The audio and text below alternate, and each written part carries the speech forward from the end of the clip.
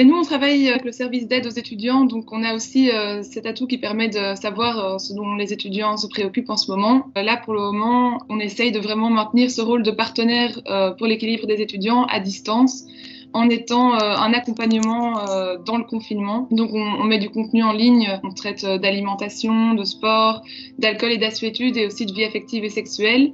Et on traite du coup tout ça sous l'angle du confinement pour essayer de faire encore de la promotion de la santé malgré les circonstances. On produit du contenu assez interactif sur Instagram ou sur Facebook. On a sorti pas mal de recettes récemment, notamment des recettes qui permettent d'utiliser un seul ingrédient pour faire 3 recettes avec une boîte de pois chiches où on se retrouve à faire des burgers végés, une mousse au chocolat et du houmous, ou bien des recettes de petit déjeuner sains. Donc on peut commencer déjà par faire un peu de cuisine et justement essayer de redynamiser ces fonds de tiroir puisqu'on évite de sortir trop souvent pour les courses. Donc c'est aussi l'occasion de se montrer plus créatif en cuisine. Et puis on invite les gens à essayer de bouger malgré le confinement puisqu'il y a une activité physique qui est importante à maintenir, des exercices à refaire chez soi ou bien des challenges un peu plus sportifs avec des choses à cocher, ce qu'on a fait dans la journée. C'est de bouger, c'est de prendre son vélo, c'est d'avoir une activité physique. Et les études épidémiologiques nous montrent que faire un tout petit peu d'activité physique, c'est déjà beaucoup mieux que de ne rien faire. On a mis en ligne des parcours de marche pour les étudiants qui sont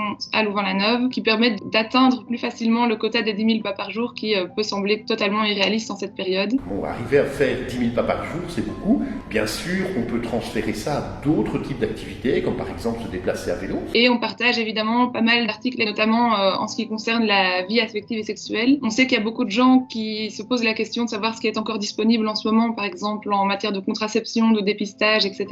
Et donc, on a vraiment fait un travail avec les plannings familiaux sur les sites de l'UC Louvain pour voir ce qui est disponible et ce qui peut aider les gens en cette période. Le confinement, ça a des difficultés qui sont spécifiques aux étudiants puisque pour certains, ils sont isolés à leur cote.